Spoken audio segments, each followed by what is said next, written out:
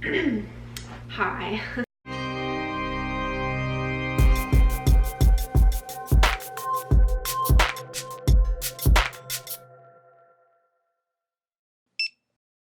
Greetings. It's Podge here. Today we're going to be talking about adopting your first dog. I'm here with Tuesday, my adopted dog, and we are going to drop some knowledge on you, per se. I feel as though I have a good base knowledge on how to care for a dog, seeing that I do own a dog. So here I am, sharing with you. The first thing I want to point out is that a lot of the videos I found on YouTube that already are floating around out there are about buying a puppy from a breeder, and that's not what we're talking about here. That's a whole other ball game. I'm talking about adopting. Well, Tuesday was mature. She was 2 years old, we think, when we adopted her. So that's my personal experience, and that's kind of what I'm basing this video off of. But overall, I would like to just emphasize the adoption aspect of that. With that topic, I would like to dive into a couple of statistics so that you get a real feel for what I'm talking about here. These are a couple facts that I read off the ASPCA website, one of which is that in America each year, approximately 6.5 million animals are put into shelters each year. Did I already say each year? I'm not sure. And 1.5 million of the 6.5 million are euthanized each year in America. And I really feel like we can reduce that number significantly by adopting and not shopping. There's so many reasons why you should just adopt over shopping, one of which is cost. Tuesday cost $85 to adopt, and I know people spend thousands of dollars to get a certain breed from a certain couple of dogs that mated.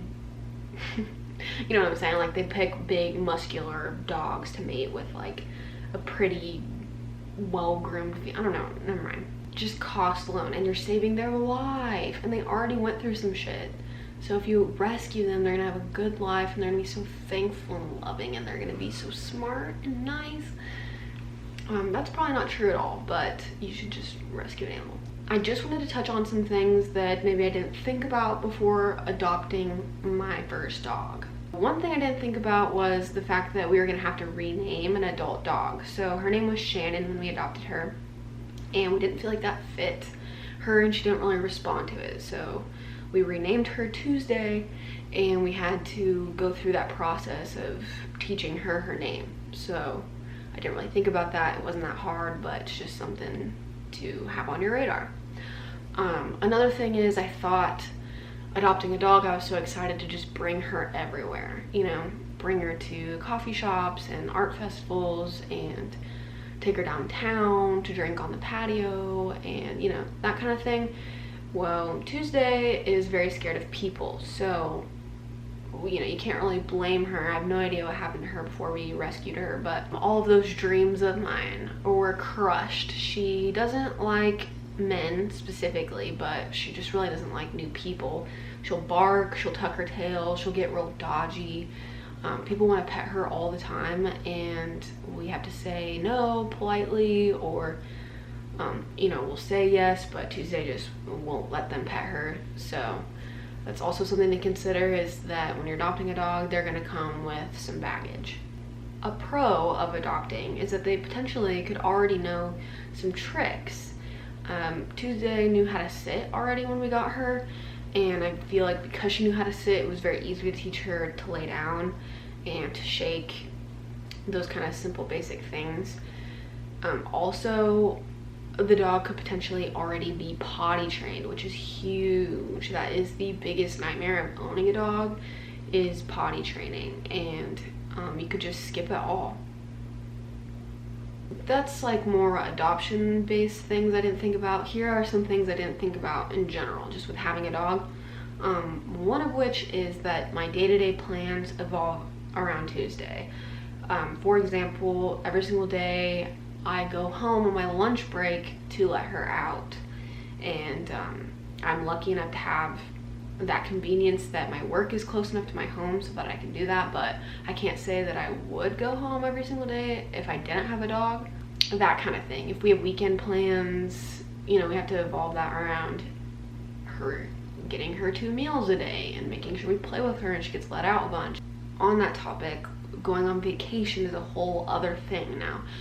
You can't just up and go. You gotta have a whole plan set for your dog, and obviously you want it to be a secure plan. You either gotta have someone you trust and that your dog likes to come over and stay at your house, or come over several times a day to feed them and let them out, or you have to take them somewhere to a friend's house or to like a vet clinic or something to have them watch your dog, and all of those options cost money. That's a whole other expense. Like, you're already spending all this to go on vacation, now you also have to make sure that the person watching your dog gets compensated. So those are the main things I didn't really think about, which is fine, you make it work. But you gotta make sure that you are committed and this is what you want, because your life's gonna change quite a bit. Moving on, I wanted to talk about some supplies that you would need, and then like some extra supplies that just is gonna make your life easier. The first thing I'm gonna talk about is having a crate. I really just encourage you to get a crate. They're expensive, but you can buy them off Craigslist or like Facebook Marketplace or something like that used, because who cares if it's brand new. And your dog's just going to be happy that you have that. They have a place to go. You can put a bed and a blankie in there that they like. And you know, later on, if they end up not using it or you don't need it, you could sell it. But it's a great tool to have, and it's just smart. It's just smart. So my supply list starts with a crate, food and water bowl, a collar, a dog tag with the appropriate name and phone number, a leash, toys, a bed and a blankie.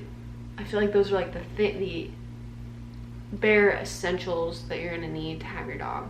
Some extra things that you don't necessarily need but will make your life easier are a dog brush, nail clippers, dog shampoo, and treats. I feel like you could get by without buying dog treats, but they're fun to have, they're fun to give them to the dog. Optional.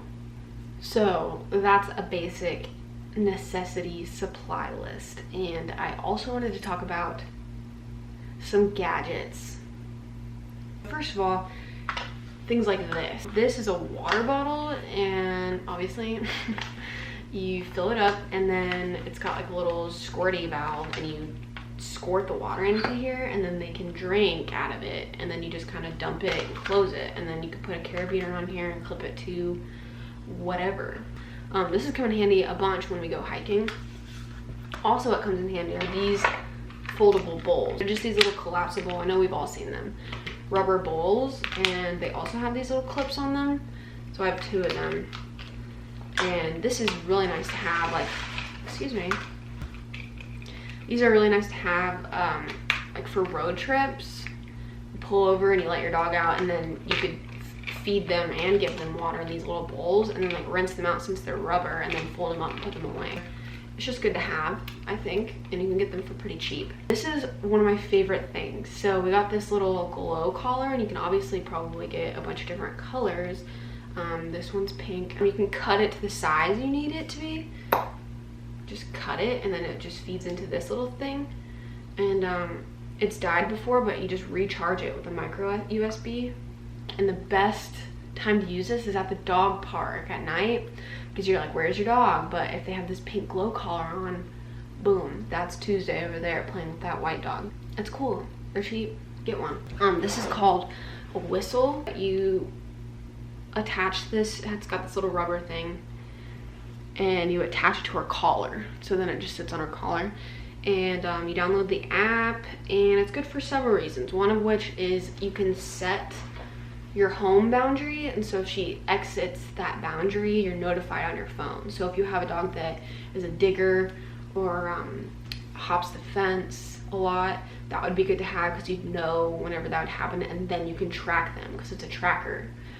Also, like, one of my favorite features about it is that you can set an activity goal for each day. We would set it for like 50 minutes to make sure she got 50 minutes of exercise each day. So I'm sure it probably monitors her heart rate, and that's how they tell. But it's good to just make sure that your dog gets exercise every day, and this would help us do that.